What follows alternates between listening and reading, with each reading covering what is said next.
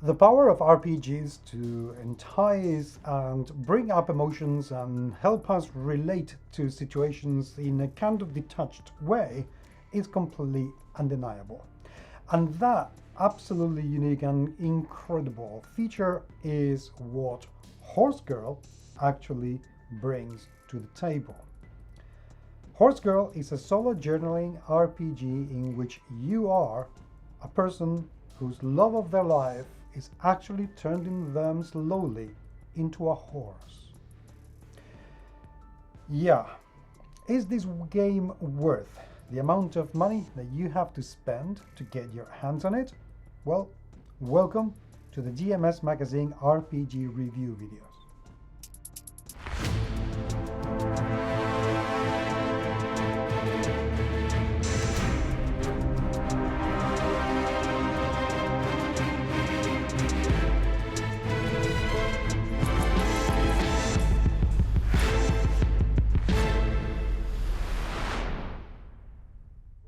I found this game at Dragon Meet in 2023 and I was immediately drawn to it. Not just because visually I actually find it very interesting, but the concept itself I found very enticing.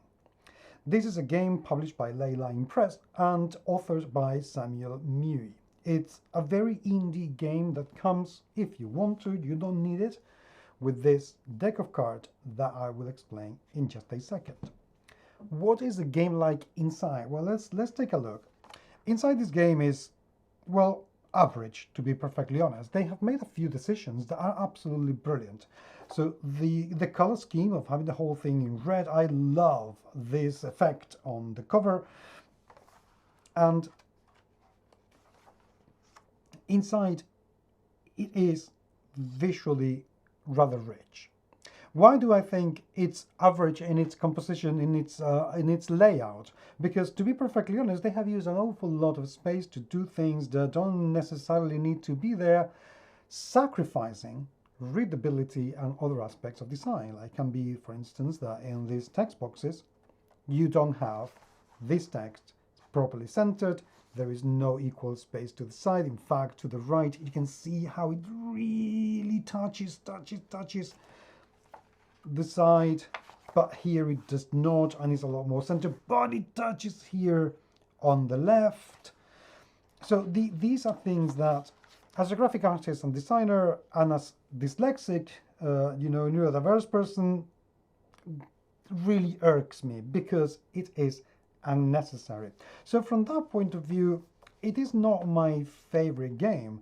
As I said, they do have some really neat ideas, and some of them, like on this page, they really tell the story of the transformation of this person into a horse. Just like this. But overall, this could do with a pretty interesting, kind of rejigging of the layout to make it absolutely superb. And it would truly be superb. The game is a solo journaling, so what you're going to do mechanically is actually quite simple. You're going to need a deck of cards, standard poker cards, and you're going to need a Jenga tower or an alternative that will represent the precarious nature of your situation.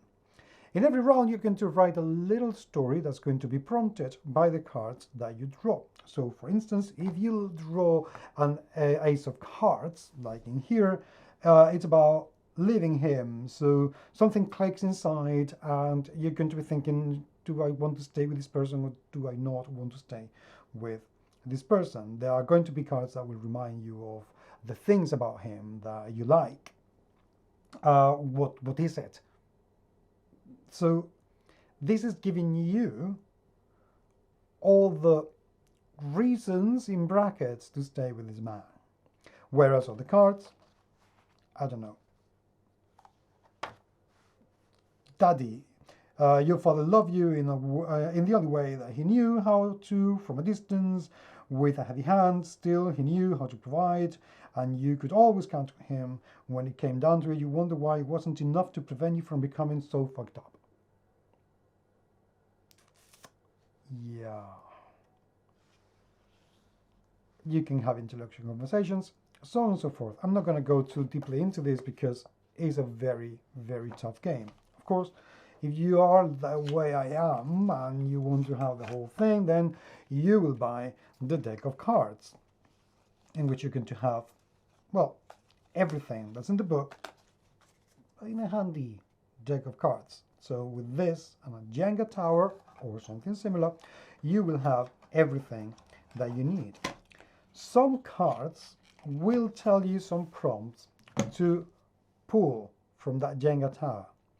If the Jenga tower falls, that's it. You commit your life to this person who's turning you into a horse. Literally turning you into a horse. There is a way out, but of course, by then you might have already gone through some procedures that are leaving you scarred for life. And now going a little bit more serious, this is a tough game. This is a game that you have to play with caution. If you have been in an abusive relationship, you have to be careful because there are an awful lot of things in this game that could resonate in real life and could be rather triggering. That can be very tough.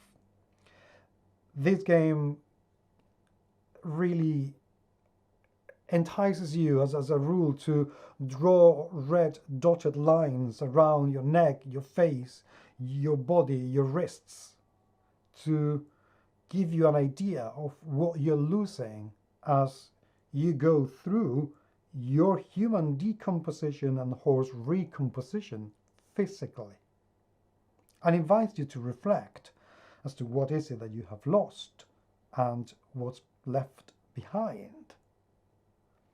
This is not a game for the faint-hearted. This is unapologetically emotional and triggering. And it is an absolutely incredible experience that it is unlikely that you will want to repeat time and time again. Do I recommend this game? Oh, yes. Absolutely yes. Do I recommend it with caution? Totally. Totally. Because this is a game, as I said, that could be really triggering. But it's an example of how games can be used to extrapolate a real life situation and turn it into a fantasy that can still have an impact on the player's psyche. This is brilliant. Absolutely brilliant. And I can see this being hacked into an awful lot of situations, like being an immigrant in a country you do not know, for example, or being treated in X way or shape form by the police and dealing with the trauma of being handled by the police or by parents or whatever. I can see that. So this is the kind of game that I would recommend for those reasons. But once more, and I cannot stress this enough, with caution. I am delighted that I bought this game, and I really hope that both Samuel uses their obvious talent to create more games, and that no one ever finds themselves in a situation that can trigger any of the things explained in this game. If you've already played it, I would love to hear what you have to say. If you have any questions, by all means, do feel free to ask. But until the next time, thank you so very much for being there as always. Remember, please, to subscribe. It helps a lot. And stay tuned for more games like this. I will talk to you very, very soon. Take care.